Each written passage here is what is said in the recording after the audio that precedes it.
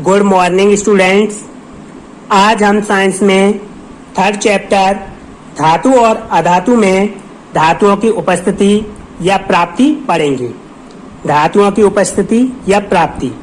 भूपर्पटी धातुओं का प्रमुख स्रोत है। समुद्री जल भी कुछ धातुओं का स्रोत है। इसमें विलेय लवण जैसे सोडियम क्लोराइड, मैग्नीशियम क्लोराइड इत्यादि हैं। भूपर्पटी यानी जमीन की जो ऊपरी सतह होती है उसमें धातुएं अत्यधिक मात्रा में मिलती हैं और समुद्री जल में भी धातुएं मिलती हैं। इसमें धातुएं ऐसे इनके लवण सोडियम क्लोराइड, मैग्नीशियम क्लोराइड आदि के रूप में मिलती हैं। प्रकृति में धातुएं दो अवस्थाओं में पाई जाती हैं। नंबर फर्स्ट मुक्त या स्वतंत्र अवस्था में, सेकेंड संयुक्त अवस्था में। नंबर फर्स्ट मुक्त या स्वतंत्र अवस्था में वे ठोस धातुएं जो कम क्रियाशील होती हैं प्रकृति में मुक्त अथवा स्वतंत्र अवस्था में पाई जाती हैं।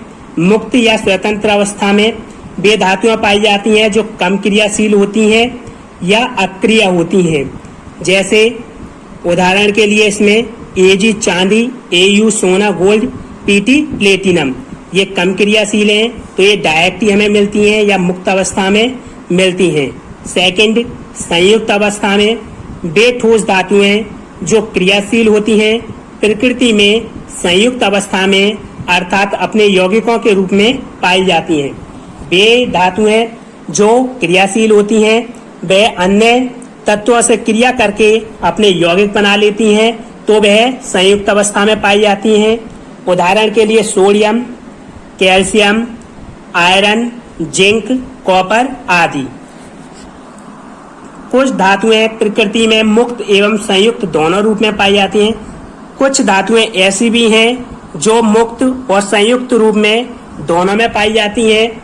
जैसे कॉपर, सिल्वर, आयरन, लोहा आदि। नोट: भूपर्पटी में ऑक्सीजन सर्वाधिक मात्रा में उपस्थित अधातु है तथा एल्यूमिनियम सर्वाधिक मात्रा में उपस्थित धातु है। जमीन पर सबसे अधिक मात्रा में ऑक्सीजन अधातु पाई जाती है जबकि धातुओं में सबसे ज्यादा एल्यूमिनियम पाया जाता है। खनिज या मिनरल्स। प्रकृति में धातुएं जिन यौगिकों के रूप में पाई जाती हैं वे खनिज कहलाती हैं।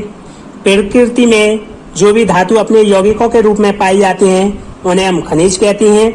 ये सामान्यतः मिट्टी, कंकड़, पत्थर, रेत आदि अशुद्धियों के साथ मिश्रित अवस्था में होती हैं। उदाहरण के लिए कॉपर पायराइट CuFeS2 यह पृथ्वी से अशुद्धियों के साथ प्राप्त होता है। इसमें कॉपर तथा आयरन धातुएं उपस्थित होती हैं। जो भी खनिज प्राप्त होते हैं उनमें सामान्यतः मिश्रित अवस्था में मिट्टी, कंकड़, पत्थर, रेत आदि अशुद्धियां होती हैं। उदाहरण के लिए कॉपर पायराइट। कॉपर पायराइट यह कॉपर और आयरन का खनिज है। इसमें कॉपर और आयरन अत्यधिक मात्रा में उपस्थित हैं। इनसे हम कॉपर और आयरन को निष्कर्षित कर सकते हैं। नोट: अधात्री अथवा मैट्रिक्स। खनिज में धातु या उसके यौगिक के साथ अशुद्धियों के रूप में कंकड़, बालू, मिट्टी आदि मिश्रित रहते हैं। इन अशुद्धियों को अधात्री अथवा मैट्रिक्स कहते हैं। खनिज में धातु या उसके यौगिकों के साथ जो अशुद्धियों के रूप में कंकड़, बालू, मिट्टी, पत्थर आदि मिश्रित रहते हैं इन अशुद्धियों को ही हम अधात्री अथवा मैट्रिक्स कहते हैं। अयस्क। अयस्क वे खनिज जिनसे धातु का निष्कर्षण सुगमता अथवा मितव्ययता अर्थात कम खर्च के साथ किया जाता है अयस्क कहलाते हैं। अयस्क वे खनिज हैं जिनसे धातुओं का निष्कर्षण सुगमता आसानी से मितव्ययता कम खर्चे पर किया जा सकता है उन्हें हम अयस्क कहते हैं।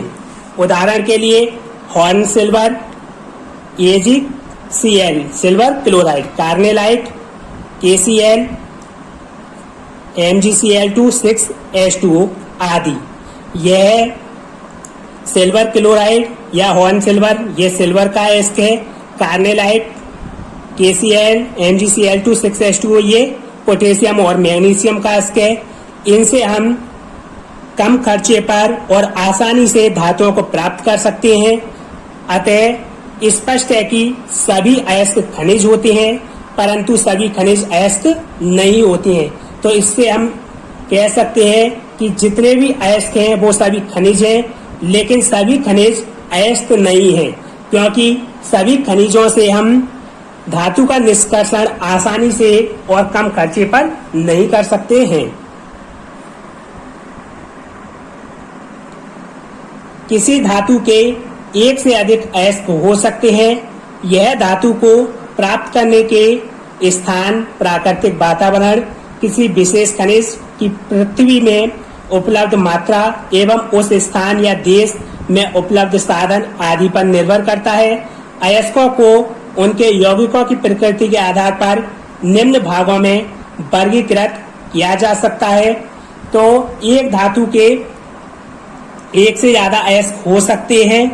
यह उस धातु को प्राप्त करने की जगह, उसके वातावरण, जो खनिज है उसकी पृथ्वी में उपलब्ध मात्रा और जहां वह प्राप्त हो रहा है वह साधन आदि पर निर्भर करेगा। तो हमने अयस्कों की और उनके यौगिकों की प्रकृति के आधार पर उन्हें वर्गीकृत किया गया है।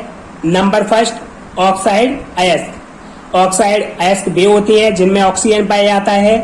उदाहरण के लिए बॉक्साइट Al2O3 2H2O, इसमें ये एल्यूमिनियम का अयस्क है, इसमें ऑक्सीजन है।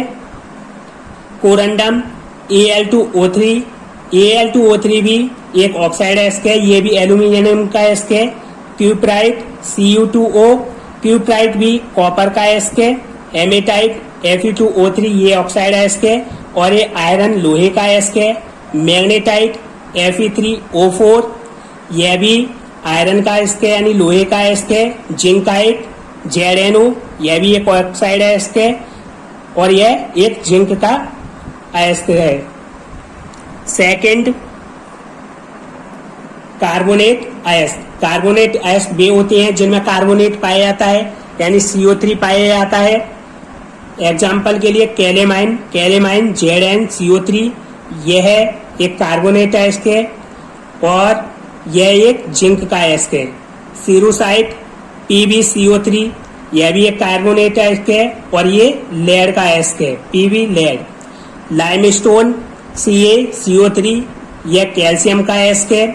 सीडेराइट FeCO3, यह आयरन लोहे का अयस्क है।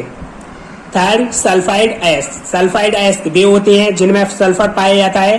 Copper pyrite CuFeH2, copper pyrite copper और आयरन लोहे के अयस्क है। अर्जेंटाइन Ag2S, यह सिल्वर चांदी का अयस्क है। जिंक ब्लेंड ZnS, यह जिंक का अयस्क है। सिनेबार HgS, यह मरकरी या पारे का अयस्क है। आयरन पायराइट FeH2, यह आयरन लोहे का अयस्क है। फोर्थ, क्लोराइड अयस्क। क्लोराइड अयस्क वे होते हैं जिनमें क्लोरीन पाया जाता है। एग्जाम्पल के लिए horn silver, horn silver AgCl, यह सिल्वर का अयस्क है। कार्नेलाइट KCl MgCl2 6H2O, यह पोटेशियम और मैग्नीशियम का अयस्क है।